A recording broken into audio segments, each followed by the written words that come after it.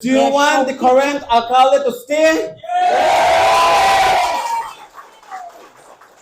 The 50 or so residents of Indian Creek Village who cheered on their current alcalde, Manuel and deputy alcalde Nicolas Choc on Tuesday did so in defiance of a motion brought forward by the Maya Leaders Alliance and the Toledo Alcaldes Association to seek the court's intervention to restrain Ak and Choc from carrying out alcalde duties. It comes in the face of a dual system of governance that has existed for centuries. The villagers, however, are torn between tradition and development. What customary practice are we talking here?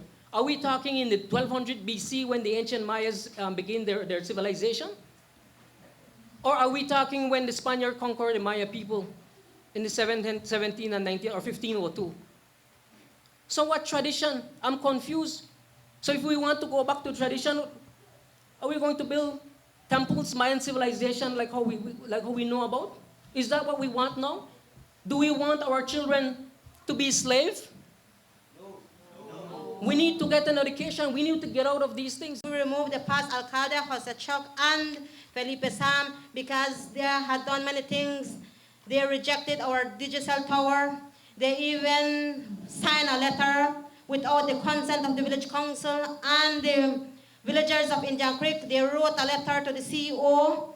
That same letter bounced back to the village council, and there the problem arises, and then we voice our concern that we need a change of the alcalde because he's not doing development. He's just rejecting what comes to the village, and because we need development in our community.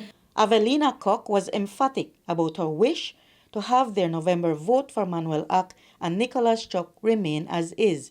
Several others from the village shared her sentiment. The alcalde looking the chairman. The past alcalde doesn't agree with the chairman. How Can they work together if they're all divided? Now with our present alcalde, village council are working together, and then we see improvement, streets being fixed, things being happening in the village. The MLA and the TAA want the previous alcalde leaders, Jose Choc and his deputy, Felipe Sam, to be reinstated. Senior counsel Godfrey Smith told the media in June that they just want what the CCJ ruled upon to carry through. The government is saying, listen, you come here to court arguing about alcaldes having customary practices and rights. No such thing exists in the laws of Belize. You won't find anything about alcaldes' customary practices in Village Councils Act and the Inferior Courts Act. And the state has the sovereign right to legislate, and this is the law of the land. And our response to that is and will be developed that in the same way that way back when the Maya first advocated for protection of customary land tenure, it wasn't recognized in the laws of Belize. So too, we're saying that the right of their villages to exclusively determine who will be their alcaldes and the right to remove them vests in the village, not by virtue of any written law of the land, but by a process of constitutional interpretation utilizing international treaty obligations and international customary law. In 2007, the villages of Conejo and Santa Cruz in Toledo claimed their right of ownership over their communal lands in the Supreme Court of Belize.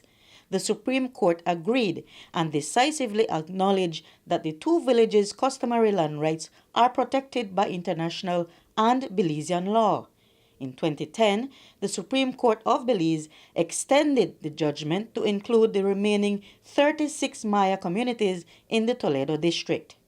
That same day, the Maya Leaders Alliance, led by Christina Koch, celebrated the ruling in Indian Creek Village. Koch told the media then that the MLA supported progression, just in congruence with the Maya people's standards. She said, quote, "We have never denied development. We have only asked for a development that is defined by our identity. a development that we defined as a Maya people, not a development that is imposed on us, not concepts and projects and programs that are imposed on us. We have seen many development projects come to Toledo, and it has done more damage than good to our people. So we are at a very important point where now we can define our development. Now the management of these lands are left in our hands, and certainly we're not moving backwards. We're moving together with our country Belize. End quote. Situated not far from the Nimlipunit Maya Temple, an archaeological monument that whispers the Maya tradition of past centuries, the way of life and the system of governance for Indian Creek residents rests on another court judgment. When that is determined, the people will be governed by what the collective wanted back in 2010, or what they say they now want for their children's future. Village Council member Anselmo Cholom told News 5 that development does not mean departing from tradition, but they feel their previous alcaldes were imposing that. We're not saying that we want to give up our tradition or move from the communal land system, but the people, the people that are leading the Mayan people is dividing us in a way where they did not respect the decision of the community. I practice traditions. That doesn't mean that I cannot get development. That doesn't mean that I cannot get a concrete building and stay within a thatch building. And if we have to get out of a communal system because of that, then we have to change. While the number of people that showed up at Tuesday's meeting represented only a fraction of the village, Cholom said that they speak on behalf of the majority of the residents who want development. Whether the villagers' wishes will mean they have to return to the courts in the future to fight for an adjustment of the 2015 CCJ ruling to have their wishes materialize remains something to see. Reporting for News 5, I'm Marion Ali.